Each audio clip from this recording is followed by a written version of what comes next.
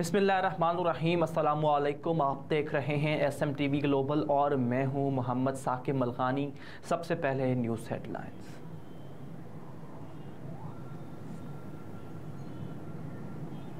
पाकिस्तानी अवाम के लिए बड़ी खुशखबरी, पेट्रोल की कीमत 300 रुपये से नीचे आने का इम्कान। पाकिस्तान में पेट्रोल और हाई स्पीड डीजल की कीमतों में कमी का इम्कान।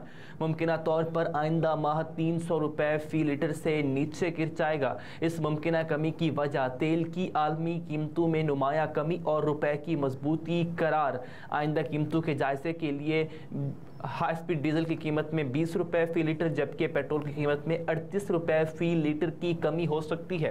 ताहम यह बात काबिल गौर है कि निगरान हुकूमत मुख्तलिफ फैसले कर सकती है, ख़ास तौर पर हाई स्पीड डीजल के हवाले से, जिस पर फ़ी लीटर पेट्रोलियम डेवलपमेंट लेवी 50 रुपये फ़ी लीटर है जबकि पेट्रोल की कीमत 60 रुपये है। हुकूमत का मकसद रवां माली साल के बजट के अहदाफ और बैनुल-अक़वामी मालियाती फ़ंड के वादे के मुताबिक पेट्रोलियम मसनूआत पर लगभग 869 अरब रुपए लेवी जमा करना है।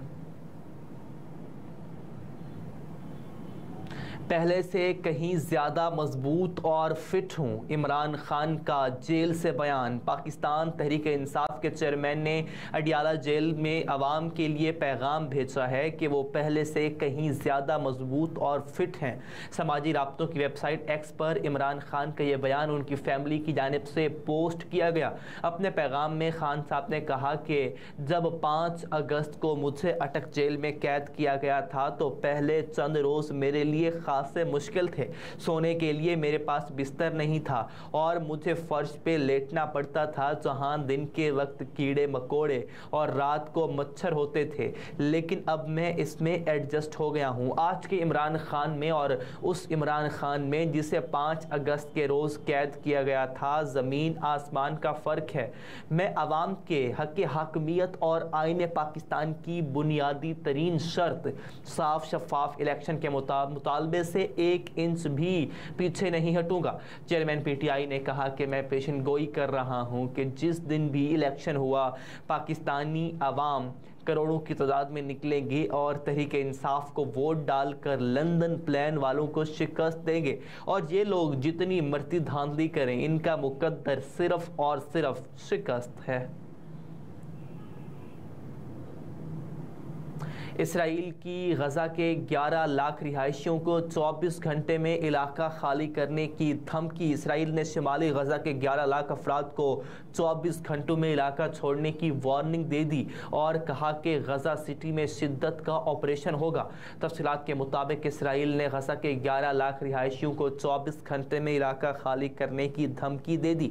इसराइली फ़ौज के मुताबिक गज़ा सिटी के रिहायशी इलाके खाली कर दें और शहरी गज़ा की पट्टी के जनूब में चले जाएं। गज़ा सिटी में शिद्दत का ऑपरेशन होगा। हमास शहरियों को इंसानी ढाल बना रहा है। इसराइल ने गज़ा पर फ़ज़ाई बमबारी के बाद ज़मीनी हमलों की तैयारी भी मुकम्मल कर ली। इसराइली फ़ौज की गज़ा पर टैंकों के ज़रिए हमला करने की तैयारी जारी है।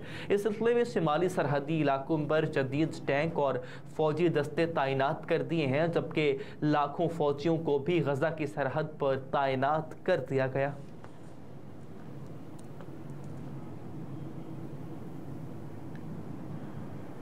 मुस्लिम लीग नून की शहबाज शरीफ की गाड़ी रोककर एहतजाज करने वालों पर मुकदमा दर्ज कराने की तरदीद। मुस्लिम लीग नून ने पार्टी सदर शहबाज शरीफ की गाड़ी रोककर एहतजाज करने वालों पर मुकदमा दर्ज कराने की तरदीद करते हुए कहा कि वाक़ये को जानबूझकर प्रोपेगंडे के लिए इस्तेमाल करना अफसोसनाक है।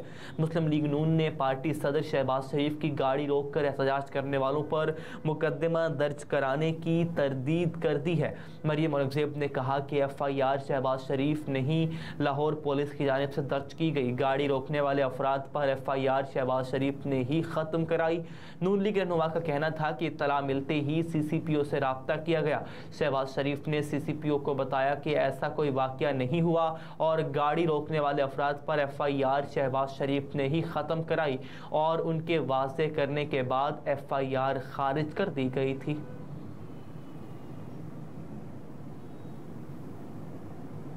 हमारी तरफ से नवाज शरीफ ही वज़ीर आज़म के उम्मीदवार होंगे। इसहाक डार का बयान। मुस्लिम लीग नून के रहनुमा और साबिक वज़ीर ख़जाना इसहाक डार ने खिताब में कहा कि 16 माह की जंग आसान नहीं थी। पाकिस्तान को श्रीलंका बनाने की जंग थी।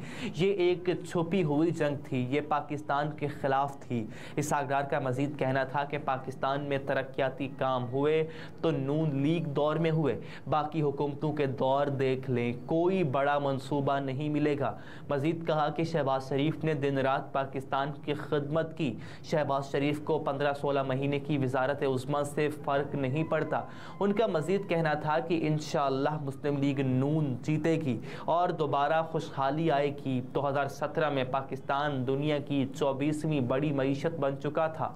नून लीग या नवाज शरीफ के खिलाफ साजिश ना होती तो आज पाकिस्तान कहाँ खड़ा होता। इसहाक डार ने मजीद कहा कि नवाज शरीफ के लिए लंदन में बैठकर हुकूमत में जाने का फैसला मुश्किल था। हमारी तरफ से नवाज शरीफ ही वज़ीर आज़म के उम्मीदवार हैं। निगरान वज़ीर आला मोहसिन नकवी का कहना है कि मार्केटों और स्कूलों की बंदिश का कोई फैसला नहीं हुआ। स्मोक खतरनाक हद से ऊपर जाएगी तो फिर काबीना फैसला करेगी। निगरान वज़ीर आला पंजाब मोहसिन नकवी की जानिब से बयान में कहा गया कि स्मोक के पेश नज़र मार्केटों और स्कूलों की बंदिश का कोई फैसला नहीं हुआ। स्मोक खतरनाक हद से ऊपर जाएगी तो फिर काबीना फैसला करेगी। उनका मज़ीद कहना था कि स्मोक की वजह से तरक्याती काम मुतासर नहीं होंगे। स्मोक के नुकसानात से बचने के लिए सिफारिशात मौसूल हो चुकी। मोहसिन नकवी ने एहतजाजी मुलाजिमीन के हवाले से कहा कि सिविल सेक्रेटेरिएट के बाहर सरकारी मुलाजिमीन पर तशद्दुद नहीं किया गया। सरकारी मुलाजिमीन को सड़क ब्लॉक करने से रोका गया था। ज़ेर हिरासत सरकारी मुलाजिमीन और उनके रहनुमाओं से मुज़ाकरात जारी हैं।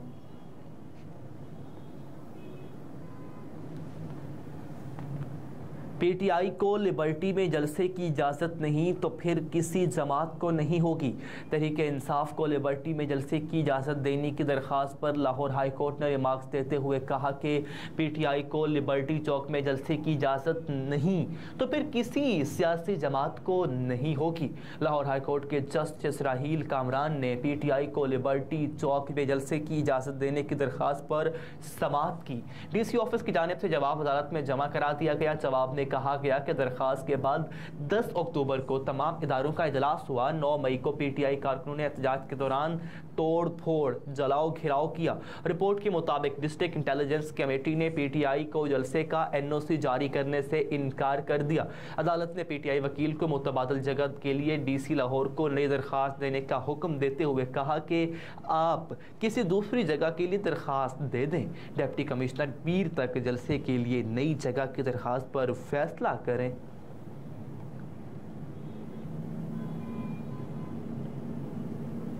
बिजली चोरों के खिलाफ मुल्क गिर क्रैकडाउन। 13,621 अफराद गिरफ्तार।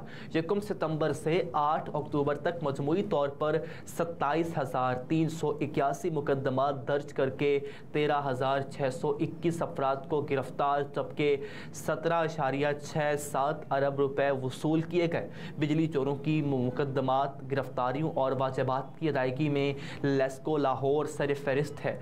लेस्को लाहौर में बिजली चोरी के खिलाफ 12,778 मुकदमा दर्ज किए गए और 4,587 अफराद को गिरफ्तार किया गया, जबकि 4.61 अरब रुपए की वाजिबात वसूल की गई। इसी तरह गैपको में बिजली चोरी के खिलाफ 1,473 मुकदमा दर्ज किए गए, जबकि 779 अफराद को गिरफ्तार किया गया और 51 करोड़ रुपए के वाजिबात वसूल किए। फैस्को में 2,358 मुकदमात दर्ज किए गए, जबकि 1,932 अफराद को गिरफ्तार किया गया, जबकि 70 करोड़ रुपए की वाजिबात वसूल किए गए। आस्को में 349 मुकदमात, जबकि 263 गिरफ्तारियां अमल में लाई गई और 38 करोड़ रुपए भी बरामद किए गए। मैप्को में 5,856, पेस्को में भी 3,008 मुकदमात दर्ज किए गए, जबकि 1,017 गिरफ्तारियां हुई, जबकि बिजली चोरी से 3.17 अरब के वाजिबात वसूल किए गए। इसी तरह टेस्को कबायली इलाकाजात में 57 मुकदमा दर्ज किए गए, 16 गिरफ्तारियां अमल में लाकर 6 करोड़ रुपए के वाजिबात वसूल किए गए। नैब तरमीम के खिलाफ केस का फैसला सुप्रीम कोर्ट में चैलेंज। सुप्रीम कोर्ट में नैब तरमीम के खिलाफ फैसला चैलेंज कर दिया गया। नैब तरमीम के फैसले के खिलाफ नज़रसानी अपील दायर कर दी गई। तफसीलात के मुताबिक एडवोकेट फारूक एच नाइक ने अब्दुल जब्बार की तरफ से नज़रसानी दायर दरख्वास्त की गई है, जबकि कहा गया कि सुप्रीम कोर्ट ने हमें सुने बगैर नैब तरमीम पर फैसला दे दिया। नैब तरमीम के बाद एहतसाब अदालत ने मेरे खिलाफ रेफरेंस एंटी करप्शन अदालत को भिजवा दिया। दरख्वास्त में कहा गया है कि नैब तरमीम के खिलाफ दरखास्तों में किसी बुनियादी हुकूक की खिलाफ वर्जी की निशानदही नहीं की गई है। नैब तरमीम के खिलाफ दरखास्त आर्टिकल के तकाजे पूरे नहीं करती। सुप्रीम कोर्ट नैब तरमीम के खिलाफ 15 सितंबर का फैसला कल अदम करार दे दे। और मोटरवे पर मुसाफिर बस उलट गई, खवातीन समेत 16 अफराद शदीद ज़ख्मी हो गए। सखैकी में मुसाफिर बस उलट गई, जिसके नतीजे में खवातीन समेत 16 मुसाफिर शदीद ज़ख्मी हो गए। ट्रैफिक हादसा सखैकी के इलाके मोटरवे M2 पर कोर्ट सर्वर के करीब पेश आया, जहां मुसाफिर बस बेकाबू होकर उलट गई। ज़ख्मी होने वालों में 5 की हालत तशवीशनाक बताई जा रही है। हादसे का शिकार होने वाली मुसाफिर बस लाहौर से इस्लामाबाद जा रही थी। रेस्क्यू टीम ने ज़ख्मियों को अस्पताल मुंतकिल कर दिया, जहां उन्हें तिबी इमदाद दी जा रही है। पुलिस ने हादसे की वजूहात जानने के लिए तफ्तीश का आगाज कर दिया। हेडलाइंस आप जान चुके। न्यूज़ स्टूडियो से अब तक के लिए इतना ही। मज़ीद बाखबर रहने के लिए देखते रहिए SM TV ग्लोबल।